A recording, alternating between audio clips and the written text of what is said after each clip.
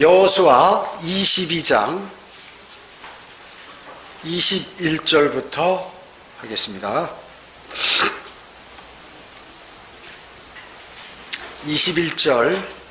21절은 이제 동편의 세 지파가 제단을 만들었다고 그랬죠. 요단강 건너가서. 근데 그 이유를 설명하고 그거에 관한 이제 내용이 여기 이제 기술되어 있습니다. 보겠습니다. 21절. 그때 루벤 자손과 갓 자손과 므낫세 지파가 이스라엘 수천의 우두머리들에게 말하기를 신들 중에 주 하나님께서 아시나니 주님만이 아신다. 그 얘기죠. 이스라엘도 알지니라. 당신들도 알기 바란다. 만일 이 일이 주께 반역하는 마음이나 범죄하는 마음으로 행했다면 오늘 우리를 구원하지 마옵소서. 우리가 이 제단 만든 게 하나님을 반역하기 위했다면 우리 죽어도 좋다 그 말이죠. 우리가 단을 쌓는 것이 주를 따르는 데서 돌이키기 위함이거나 그 위에 번제나 음식 제사를 드리려 함이거나 그 위에 화목제물을 드리려 함이거든 주께서 친히 그것을 요구하시기를 원하노라. 우리는 실제 제사를 드리기 위해서 이거 준비한 것이 아니다. 만약에 그렇다면 주님이 우리를 심판하실 거다.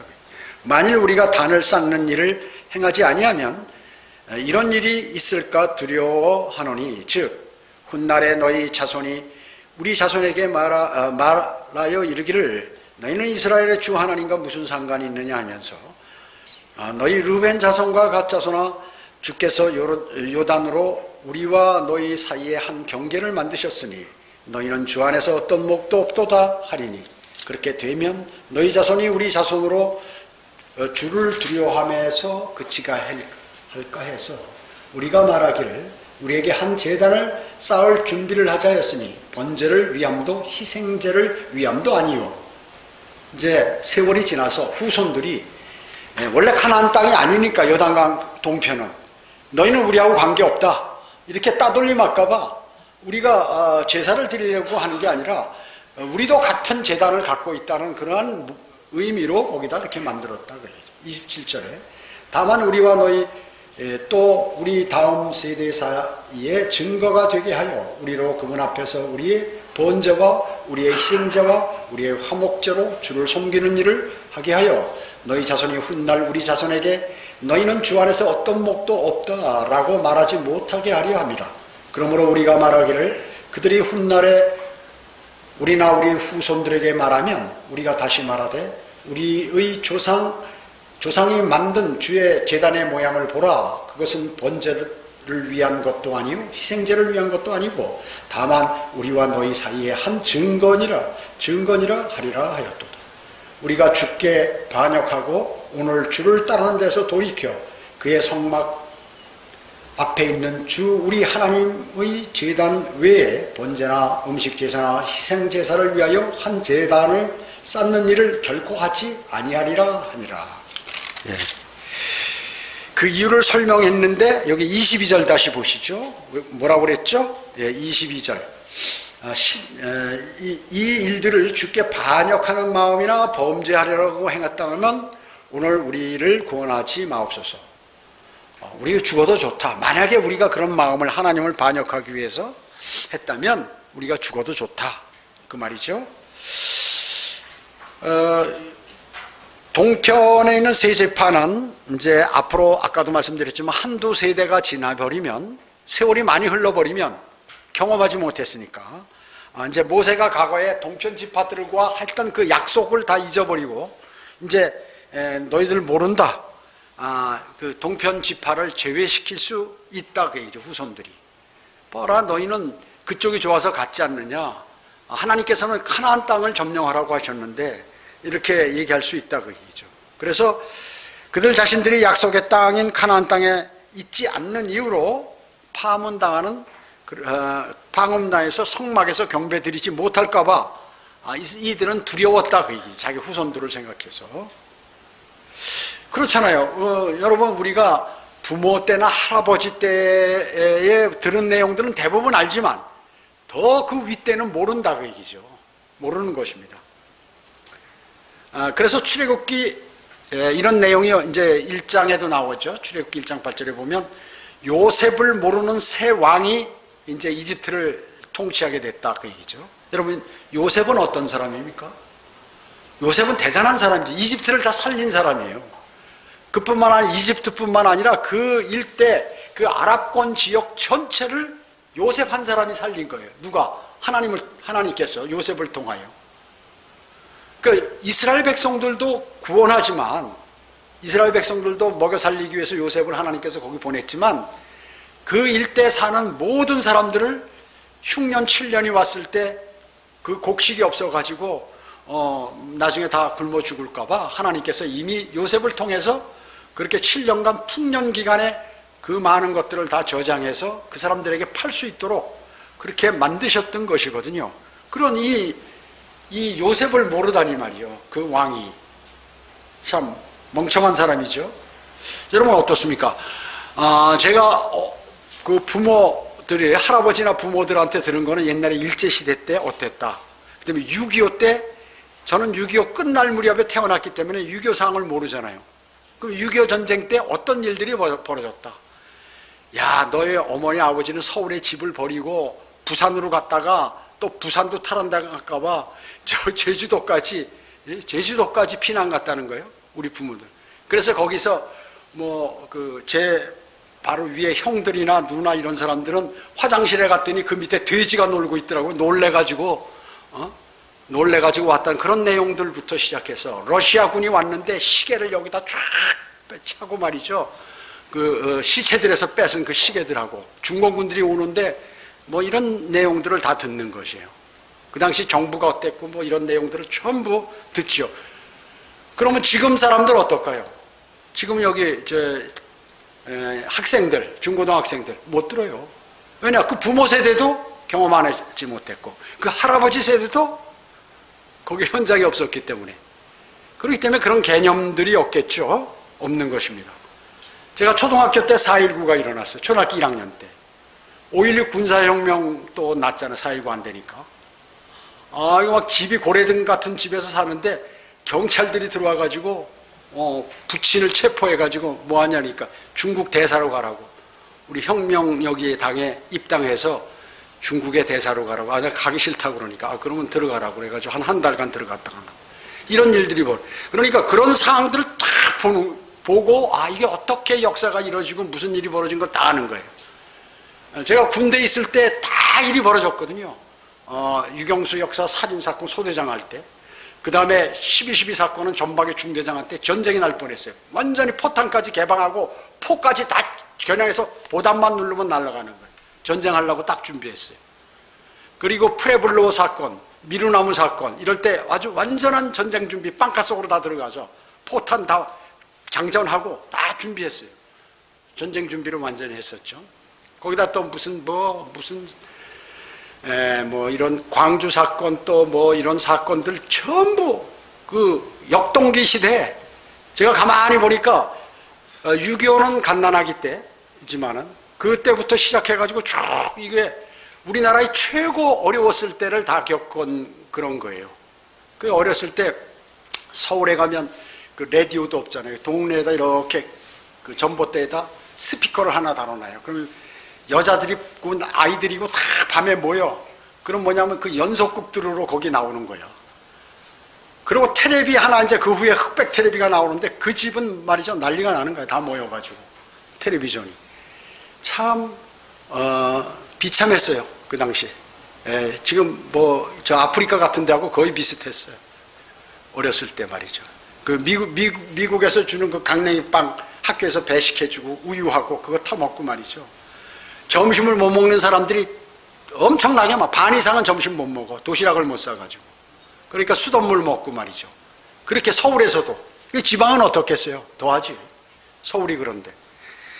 자, 그런 것들을 이제 세월이 지나면 몰라요. 그런 거. 모르죠. 그래서 이제 전쟁을 모르는 세대들이 일어났기 때문에 이스라엘도 이제 그런 일들을 당하게 된 거예요. 그런 일들을 당하게 된 거예요. 그래서 그들이 이제 막 적절하게 타협하고 거기서 살다 보니까 어떻게 우상들을 섬기고 이래가지고 문제가 되는 것이죠. 그래서 그렇기 때문에 지금 요단 동편에 있는 세 개 지파가 그러니까 가제단, 그냥 형식상 저건 제단 저런 게 있다. 예루살렘 성막에 저런 게 있다. 예루살렘에 저런 게 있다. 이렇게 알도록 하기 위해서 만든 것이지 후손들이 잃어버릴까 봐. 너희는 이스라엘 요단강 서편에 있는 하고 같은 민족이다 라는 것을 알리기 위해서 그렇게 했다 하는 것이죠. 그들도 이스라엘 백성이며 하나님의 백성이라는 사실을 상기시켜 주기 위해서 성막에 있던 제단과 이제 같은 것을 거기다 쌓았던 것입니다. 우리 교회도 어때요? 여기 이제 대부분 제도권 교회에서 온 사람들이 제일 이상하게 생각하는 게 설교를 마치고 우리 초청하잖아요. 여기 나와서 이제 이렇게 기도를 하잖아요. 마치 우상숭배 같이 이렇게 생각이 드는 것 모양이야 아마. 기도의 제단이 있잖아요. 원래 성경에 기도의 제단이 없어요. 신약 성경에. 사람들이 신약 성경에 무슨 기도의 제단이 있냐고 이렇게 얘기하죠. 그런데 우리는 이제 여기 와서 설교를 듣고 자신이 이제 성도들이 나와서 자신의 몸을 산 제물로 드리는 거거든요. 산 제물로. 로마서 12장 1절에 보면 너희의 몸을 하나님께서 기뻐하시는 거룩한 산 제물로 드리라. 이것이 너희가 드릴 합당한 예배니라. 이렇게 말씀하고 있어요. 우리가 설교를 들으면 하나님의 말씀을 마음에 담고 내가 잘못한 거, 내가 죄를 씻어내야 할 거, 그리고 어떤 주님을 향한 결심, 이런 것들을 주님한테 하는 거. 이것이 바로 헌신이거든요. 몸을 드리는 거예요. 그래서 우리가 주님께 내 몸을 드립니다. 이제 나는 하나님의 말씀대로 살겠습니다. 또 죄가 있으면 자백을 하고 이러기 위해서 우리가 여기 설교에 초청하는 것이거든요. 무슨 여기 제단에 두고 우상에게 절하기 위해서 그런 것이 아니라 그런 것이죠. 그런데 이런 거 성경에 없어요, 사실. 우리 성경대로 믿는 사람들의 전통이죠. 그러면 신약 성경에 없는 것도 많이 있다. 이 피아노, 신약에 있나 이런 거? 신약 성경에 없어. 그럼 그냥 해야지. 아니면 솔털이나 무슨 이런 구약 악기를 갖다 놓고 하든가, 아니면 이스라엘이 쓰던 그런 현악기 같은 거 놓고 하든가, 이런 거 있잖아요, 지금. 옛날에 이런 거 있나요? 전등? 이런 거 없었어요. 건물 있었나요? 그냥 나무 그늘 밑에나 이런 데서 그냥 예배 드리고 어떤 운막 같은데 이런 데서 예배 드리고 그랬다. 이렇게 의자 앉아서 편안하게 예배 드렸나요? 그럼 우리도 다 그렇게 해야 되나? 신약 성경에 없으면? 그렇다고 얘기죠. 교회 찬양이라든지 주일학교라든지 이런 음향시설이라든지 이런 게 없어요, 성경에. 그렇지만 다 이것을 하는 것은 이것이 더 믿음을 세우고 그리고 복음을 전파하고 이런 것들을 효과적으로 하기 위해서 성경에는 없지만 이것이 큰 교리상 문제가 안 된다면 그냥 그것이 수행하는 것이다 그 얘기죠. 그런 것이에요. 그래서 하나님의 영광과 죄인들을 구원시키는 것과 그 다음에 어떤 이런 성도들을 세우고 또 이렇게 복음을 잘 전파하기 위해서 하는 이런 것들은 신약 성경에 없어도 많이 하고 있다 그 얘기죠, 실제로. 자, 그래서 이 세 지파의 제단은 모형일 뿐 우리와 너희 사이에 증거만 될 뿐이다. 우리도 같은 민족이다. 우리도 성막에서 제사 드릴 수 있다 하는 그러한 의미로 만들어놨다 하는 것을 지금 주장하는 것이죠. 네, 그 내용입니다. 30절 보겠습니다. 30절부터. 제사장 피누아스와 그와 함께 있던 회중의 고관들 곧 이스라엘 수천의 우두머리가 루벤 자손과 갓 자손과 므낫세 자손이 한 말을 들으니 그 말이 그들을 기쁘게 하였더라. 제사장 엘레살의 아들 피누아스가 루벤 자손과 갓 자손과 므낫세 자손에게 말하기를 오늘 우리는 주께서 우리 가운데 계신 것을 아노니 이는 너희가 주를 거역하여 이 죄를 짓지 아니하였음이니라. 이제 너희가 이스라엘 자손을 주의 손에서 구해내었느니라. 세계 지파가 이스라엘 자손을 주님의 손에서 구해냈다. 자, 그리고 제사장 엘레살의 아들 피누아스와 고관들이 루벤 자손과 갓 자손을 떠나 길르앗 땅에서 가나안 땅으로 돌아와 이스라엘 자손에게 이르러 그들에게 다시 말을 전해. 이제 돌아와서 다시 말을 전하는 거예요. 그 일이 이스라엘 자손을 기쁘게 한지라. 그래? 다행이구나.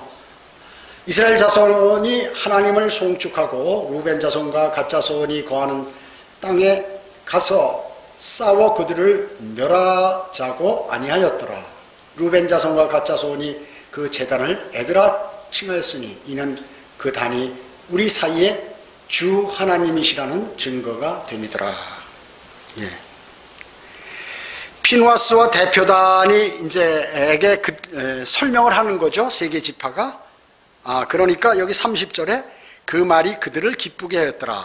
또 33절에 보면 돌아와서 얘기하니까 그 일이 이스라엘 자손 모두를 기쁘게 했다고 이렇게 말씀하고 있는 것입니다. 왜 기쁘게 했습니까? 왜? 여기 31절 하반부에 보면 이제 너희가 이스라엘 자손을 주의 손에서 구해내었느니라 이렇게 말씀하잖아요. 첫째 뭐예요? 하나님의 진노를 받지 않게 됐다 그 얘기죠. 만약에 그 세 개 지파가 반역을 하면 나머지 지파도 벌을 받을 거니까. 과거의 경험이 있잖아요. 그죠? 악한이 그 전리품들을 몰래 감춰가지고 말이죠. 아이성을 공격할 때 패했잖아요. 또 이스라엘 백성 군인들이 죽고 말이죠. 이와 마찬가지로 세 개 지파가 하나님을 반역하면 이제 우리 다 죽었다. 이제 하나님께 진노받아가지고. 그랬는데 그게 아니다 하니까 너희가 우리를 살렸다. 그 얘기하는 거예요. 그리고 기뻐하는 겁니다. 기뻐하는 것이죠. 그뿐만 아니고 만약에 동족 간의 전쟁을 하면 어떻게 될까요? 양쪽이 막 죽어버리죠. 누가 이길 때까지 할 거 아니에요. 항복하기 전까지는. 그러니까 어떻게 해요? 동족이 죽는 것을 방지시켰고 두 번째는 이런 것들로 인해서 그들이 전쟁을 안 하고도 되고 하나님께도 벌을 안 받아도 되고 그러니까 너무 기뻐했다 그 얘기죠. 우리는 이 말씀을 읽을 때 하나님께서 특별히 이제 뭘 우리가 생각해요? 자, 이 두 지파가 지금 요단강 동편과 서쪽에 있는 사람들이 동편에 있는 사람들은 제단을 만들 때 하나님께 기도했나요? 안 했어요. 여기 기도했다는 말씀 없어요. 하나님께 물어봐야죠. 우리가 이걸 만들려고 하는데 하나님의 일인데 어떻게 했겠습니까? 하고 하나님께 여쭤봐야죠. 물어봐야죠. 그러면 피누아스나를 비롯한 요단강 서편에 있는 사람들은 어디가 그 대표들은 하나님께 주님 왜 이렇습니까? 이게 웬일입니까? 이게 물어야죠. 묻지 않았어요. 그리고 실로에 있는 이스라엘 백성들조차도 안 물었고 다 물은 거야. 전체가 다 물은 거죠. 그런데 만약에 이게 잘못됐으면 어떻게 될까요? 참 비참한 일들이 일어나는 거죠. 그렇기 때문에 모두가 이렇게 안 했다는 것이죠. 이것은 말이죠. 처음부터 끝까지 인류적인 편향주의, 편의주의, 인본주의라 자기들 멋대로 하는 거야. 무슨 급한 일이 생겼으면 말이죠. 그냥 자기들이 머리를 써서 자기의 지식으로 처리하는 거예요. 그리스도인은 그러면 안 된다고 그랬죠. 무슨 영적 전쟁이 일어나든 교회 일이든 가정 일이든 무슨 일이든 어려우면 하나님께 물어봐야 돼요.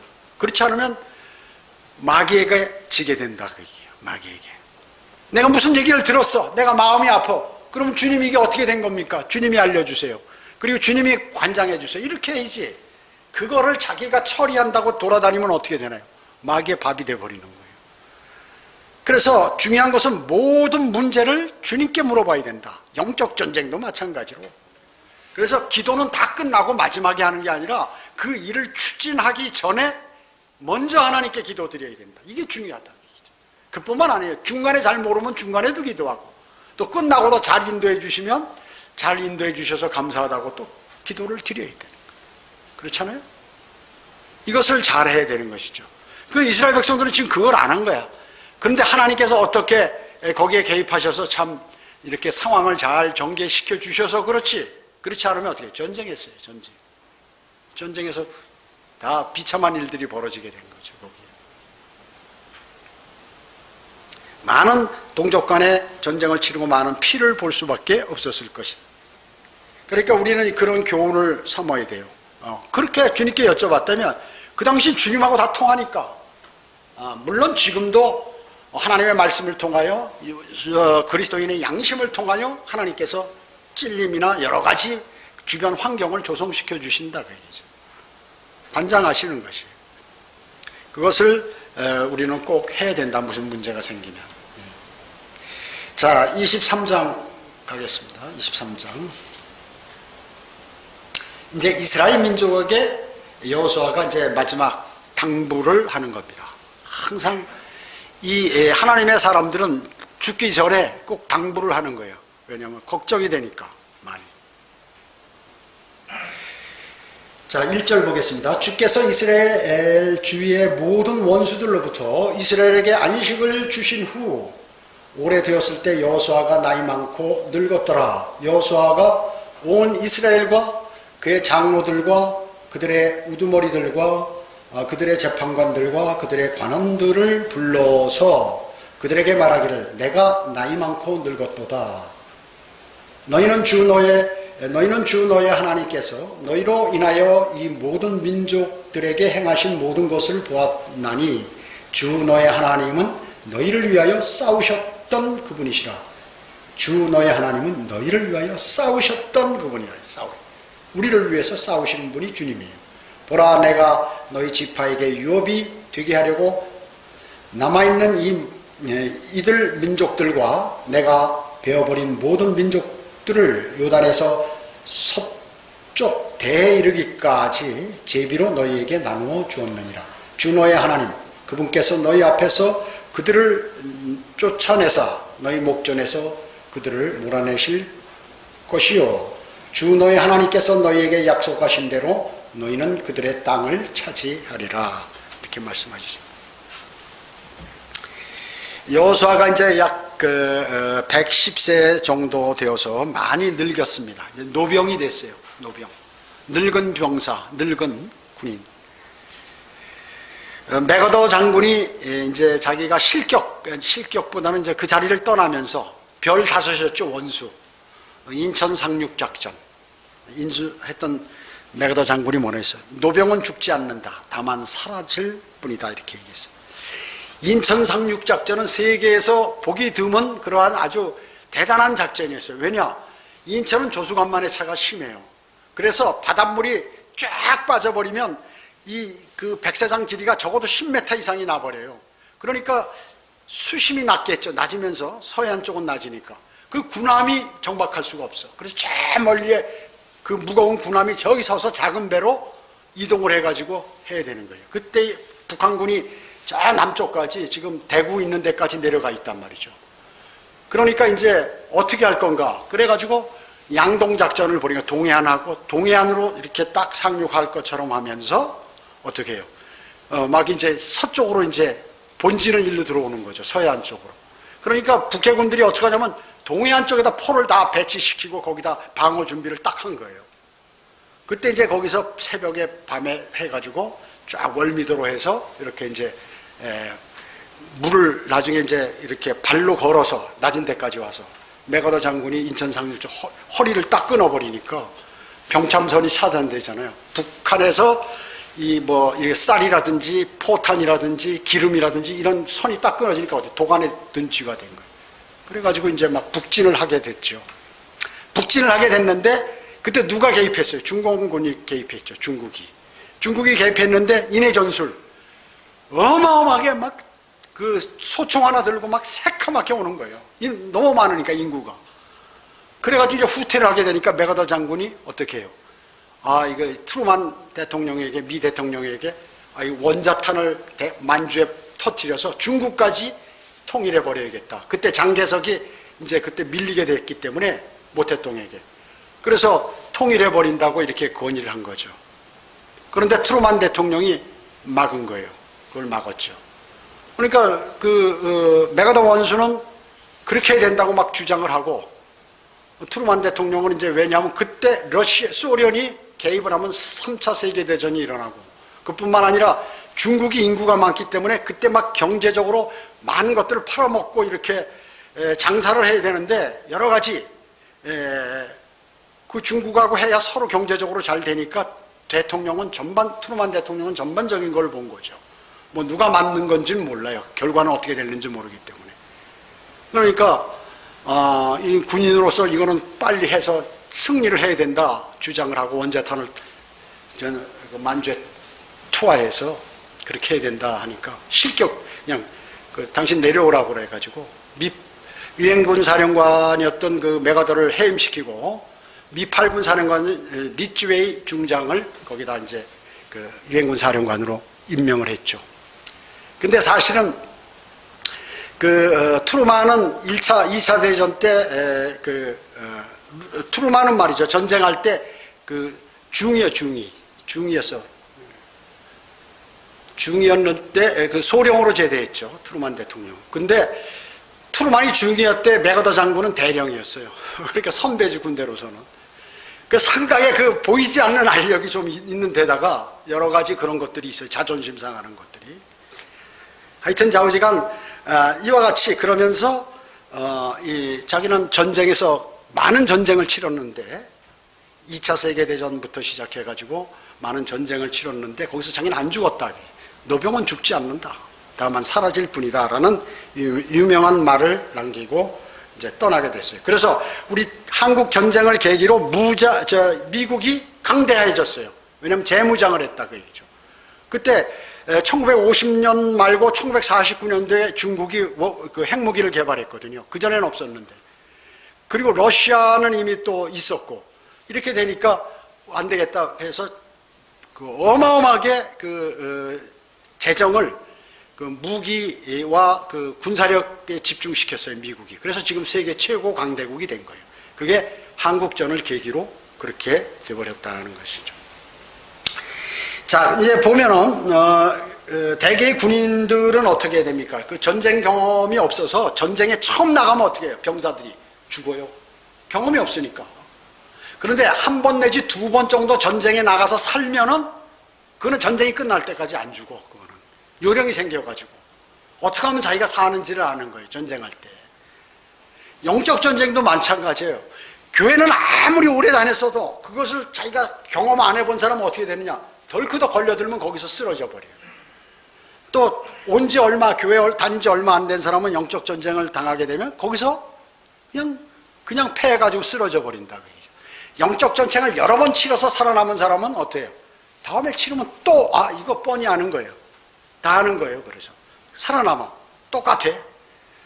전쟁도 몇 번 이렇게 월남전 같은 데서 많이 한 이런 사람들은 전부 신병들이나 경험 없는 사람들이 죽는 거예요. 그래서 용사들은 어떻게 끝까지 살아남아서 나중에 늙어 죽는다 그 얘기죠. 롬멜 장군이나 무슨 이런 사람들, 패턴 장군 이런 사람들, 독일의 롬멜 장군 이런 사람들도 그 많은 전쟁을 했어도 죽지 않고 늙어서 이렇게 늙어서 죽었다 그 얘기죠. 자, 그래서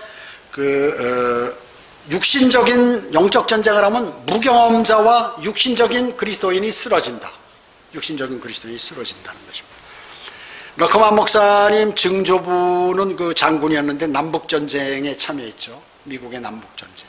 그리고 할아버지는 필리핀 전쟁에 참여했고 거기도 장군이에요. 그 다음에 아버지는 중령으로 제대했는데 1, 2차 세계대전 때 참전했고 그 다음에 이 러커만 목사님은 소위로 포병 소위로 이제 2차 세계대전에 참가했다가 여러 가지 자신이 여기서 기분 나쁘다고 말이죠. 미국에 하는 그러한 행태나 뭐 이런 군인들이 하는 행태가 나쁘다고 제대해 버렸어요.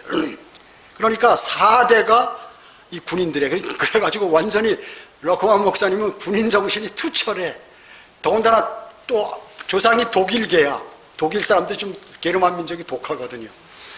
그러니까 러커만 목사님은 자신은 킹 제임스 성경을 공격하는 자를 물어뜯는 세 파트다 그랬어요. 세 파트가 어때요?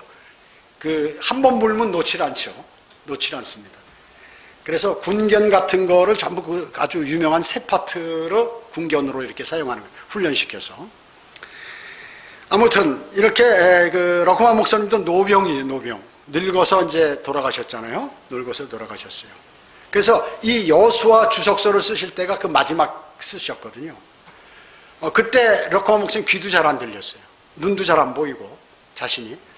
그리고 제가 2001년에 갔었는데 그 당시만 해도 70대였는데 필드 하키를 했어요. 필드 하키를. 아주 격렬한 운동이거든요. 필드 하키가. 근데 그거 이제 킵을 보셨어. 그래서 젊은 성도들하고 하는 그런 것도 있었고 그랬고 운동도 많이 하셨죠. 근데 이제 아무리 장수고 몸이 건강하고 해도 나이가 들면 그건 대책이 없는 거예요. 그게 하나님의 방법대로 가는 겁니다. 그래서 이제 귀도 안 들리시고 막 거의 그렇게 돼버리시죠. 누구나 그렇게 되는 것이거든요. 그 다음에 이제 노년이 되면, 나이가 들면 위험 요소가 많죠. 왜냐면 몸이 약해져요. 그리고 여러 가지 문제들이 생겨요. 그러면 패배주의가 팽배하게 되면 어때요? 더 이게 노화가 빨리 된다 그 얘기죠. 그렇기 때문에 나는 무가치하다. 나이가 들어도 얼마든지 복음도 전할 수 있고, 나이가 들면 내가 일을 못한다 그러면 식사하고 나가면서 공원에서 아이들도 구경할 수 있고 다른 사람하고 대화할 수도 있고 얼마든지 할 수 있죠. 근데 늙은 사람들의 장점도 있어요. 그것은 육신이나 옛 성품이 자주 드러나질 않죠. 아무래도 이렇게 제어하는 능력이 많은 것이에요. 그 다음에 유혹도 젊은 사람보다 많지 않습니다. 나이가 들면. 그리고 나이가 들수록 주님을 더 신뢰해요. 왜? 자기가 약해지기 때문에. 젊으면 자기가 혈기가 왕성해서 자신이 무엇을 하려고 하지만 나이가 들수록 주님을 신뢰하게 된다는 말씀이죠. 그렇기 때문에 주님과 더 가까이 갈 수 있고 하나님의 말씀을 더 이해하게 되고 하는 것들이 이제 나이가 들면 그렇게 할 수 있다는 것이죠. 그래서 2절에 보면 여호수아가 내가 나이 많고 늙었도다 이렇게 얘기하는 것입니다. 이제 전쟁에 못 나간다 그 얘기죠. 전쟁에 더 이상 못 나가는 것이죠. 여기 3절에 보세요. 3절에 보면 하나님께서 이스라엘을 위해서 싸우셨다는 것이죠. 주너의 하나님은 너희를 위하여 싸우셨던 분이시라. 여러분이 삶 속에 여러분은 죄를 다루죠. 그리고 세상과 육신과 마귀와 여러분 대적해서 싸울 때 꼭 기억해야 할 것, 이거는 성령님을 통하여 여러분 안에 주님께서 함께 싸워주신다는 거예요. 여러분이 싸우는 게 아니에요. 여러분 안에 계신 주님께서 여러분하고 함께 싸우신다는 것을 꼭 기억하셔야 돼요. 그래서 내 자신을 하나님께 드리면, 온전히 내가 드리면 영적 전쟁에 승리할 수 있는 거예요. 나를 드리지 못하고 내 생각을 주장할 때, 이때는 영적 전쟁에 패하게 된다는 것입니다. 에베소서 6장 10절에 주 안에서와 그의 힘의 능력 안에서 강건하라. 그래서 이렇게 말씀하고 있습니다. 다윗은 뭐라고 얘기했습니까? 다윗은 하나님은 나의 힘이시오 능력이시니, 하나님은 나의 힘이고 능력이다. 내가 힘 있는 게 아니라 내 안에 계신 하나님께서 힘 있고 능력 있으시다. 나는 힘이 없어. 나는 매일 피곤하고 어려운 문제들도 내가 주변에 많이 생겨. 그러나 내 안에 주님이 있기 때문에 나는 힘이 있다는 거죠. 여기 4절 한번 보세요. 4절 보면 군사적인 측면에서 승리한 것이죠. 여기 내가 베어버린 모든 민족들, 하나님께서 여호수아가 베어버린 모든 민족들. 자, 그 다음에 5절에 보면 주 너의 하나님께서 너희에게 약속하신 대로 너희는 그 땅들을 차지하리라. 이건 정치적인 측면에서의 승리. 자, 하리라 하고 앞으로 미래를 얘기하잖아요. 왜 그랬을까요? 아직 거민들을 다 그 땅은 점령했는데 거민들을 내쫓지 못한 거예요. 그래서 이제 어떤 땅을 점령하잖아요. 군인들로 이렇게 하면은 그것만 가지고 되나요? 아니요. 거기 있는 사람들을 어떻게 관리할 것인가? 완전히 자기들에게 항복해서 그 나라가 점령한 나라의 명령대로 순종하든가, 아니면 그들을 내쫓든가, 아니면 전쟁을 했으면 그들을 다 멸해버리든가.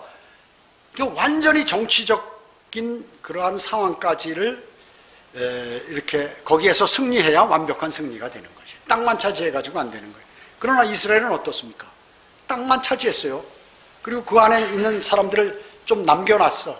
그러니까 같이 살면서 그들이 우상 섬기는 걸 보고 또 그 여인들하고 결혼하고 하다 보니까 우상도 갖고 오고 이래가지고 우상을 섬기다가 그 나라가 멸망하는 그러한 계기가 되어버렸다. 대단히 중요한 것이죠. 그래서 모든 전쟁이라는 것은 군사적인 것뿐만 아니라 정치적인 것까지 완벽하게 탈취를 해야 승리하는 것이다. 여러분도 우리가 주님을 섬기고 구원받고 이랬다고 해서 모든 것이 다 그냥 만사형통이 아니에요. 여러분 안에 있는 그 영적인 마귀의 공격들 있죠. 이걸 제거할 수 있는 성령 충만함이 늘 있어야 된다 하는 것이죠. 그러지 않으면 인생 살다 보면 별일이 다 벌어져요. 아무리 믿음 좋은 사람도 어느 날 갑자기 무슨 일이 딱 발생하면 믿음이 탁 추락해버리고 그렇게 돼요. 근데 거기서 바로 일어나는 사람이 있는가 하면 영원히 못 일어나는 사람도 있어요. 그렇기 때문에 대단히 중요한 것이죠. 제1차 세계대전이 끝난 다음에 연합군들이 승리했죠. 독일군 패했어요. 독일군이 패했습니다. 그랬을 때 독일이 항복해서 연합군들이 뭘 했어요? 너희 때문에 우리 전쟁해가지고 돈도 많이 쓰고 사람도 많이 죽었어. 그러니까 돈 물어내 해가지고 몇 년 간격을 두고 돈을 강제로 막 다 뺏어내는 거죠. 유엔에서. 그 히틀러가 가만히 생각하니까 이 독일 사람들이 그 당시 어땠냐면 말이죠. 내핍생활을 어마어마하게 했다고 얘기죠. 예를 사과를 깎으면 그 사과 껍데기를 가지고 버리지 않고 무슨 밭이나 농 같은 데 거름으로 주고 사람들이 하여튼 너무 비참하게 사는 거예요. 전쟁 끝나고. 그러니까 히틀러가 또 독일 모든 국민들이 야 이거 안 되겠다. 우리는 하나도 먹을 거 없고 빚만 갚다 보니까 안 되겠다. 다시 전쟁을 일으키자 해서 힘을 모아가지고 어떻게 제2차 세계대전이 일어난 거예요. 또 일어나게 됐죠. 그러니까 이게 뭐예요? 그러니까 완벽하게 상황에 따라서 그거 갚을 능력이 없으면 적절하게 해서 해야 되는데 그냥 몰아버리니까 쥐도 코너에 몰리면 고양이를 물어버리는데 그 말을 모르는 모양이죠. 그냥 너무 몰아버리니까 어떻게 해요? 에라 모르겠다. 그냥 같이 이판사판 그냥 죽고 살기로 전쟁을 일으키는 것이에요. 그래서 또 많은 사람이 죽었죠. 또 많은 양쪽에서 서로. 마찬가지예요. 2차 세계대전이 끝난 후에는 뭐예요? 이제 유엔군들이 모여가지고 러시아하고 중국의 안전보장이사회에 그 상임이사국 자리를 딱 줘버렸네. 강대국. 미국, 영국, 프랑스, 소련, 그 다음에 중국 5개. 그 바람에 한국전쟁도 일어나고, 베트남 전쟁도 일어나고, 이제 양쪽이 갈려가지고, 냉전이 일어나게 됐죠. 지금까지도 그러는 거예요, 지금까지도. 서로 견제하면서 말이죠. 중동이나 각 나라에서 너 우리 편해라, 너 우리 편해라 해가지고 어때요? 서로 그렇게 하고 있죠. 끊임없어, 전쟁은. 전쟁은 끊임없다. 언제 끝나느냐? 주님이 오시면 다 모든 것이 평화가 일어난다. 인간은 평화를 유지할 수 없어요. 그렇기 때문에 죄악으로 가득 차서 그렇죠. 그래서 전쟁은 말이죠. 승리하는 게 문제가 아니라 승리하고 나서 어떻게 그것을 잘 하느냐에 따라서 틀린 거예요. 우리나라는 그 6.25 전쟁이 초토화돼 버렸죠. 완전히 그냥 건물 하나도 없이 다 부서져 버렸어요. 참 비참했죠. 비참했어. 그러나 어떻게 해요? 우리나라는 그냥 끝나고 나서 열심히 일하고 말이죠. 참 허리띠를 졸라매고. 근데 요즘 젊은이들은 그런 거 모르잖아요. 정말로 많이 했어요. 제가 군대 제대하고서 무슨 백으로 들어간 게 아니라 저는 그냥 그 회장한테 면접 봐가지고 개인 면접 봐서 들어갔어요. 그 회장이 열심히 근무하면 써주고 그렇지 않으면 안 돼.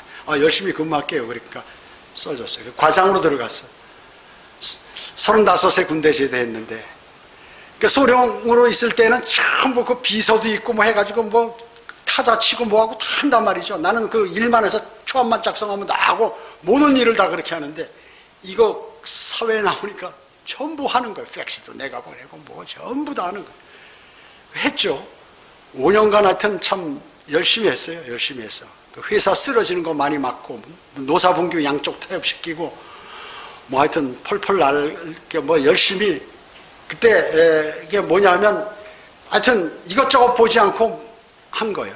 그땐 주님은 교회도 제대로 안 나가고 말이죠. 시간 남은 교회 나가고 구원받기 전이니까.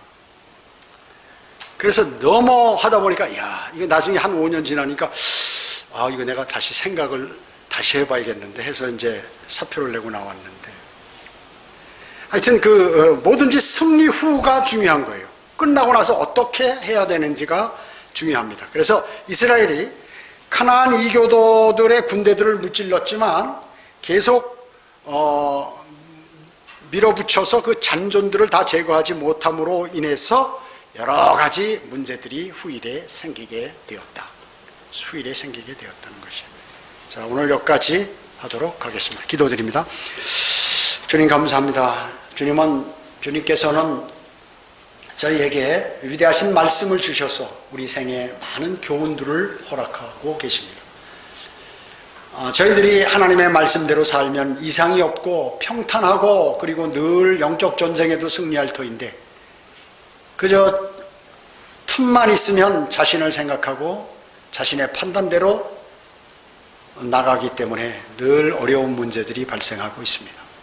저희는 그리스도인으로서 우리 안에 계신 성령님께서 우리를 도우신다는 사실을 알고 늘 주님께 의탁하고 주님께 물어보고 또 주님이 인도하시는 방향대로 또 주님의 말씀에 입각해서 살아가도록 저희를 선하게 인도해 주시기 원합니다. 오후 예배와 오전 예배, 교제 시간 모두를 주님께 의탁하오며 다시 오셔서 저희를 데려가실 주 예수 그리스도의 이름으로 기도드립니다. 아멘.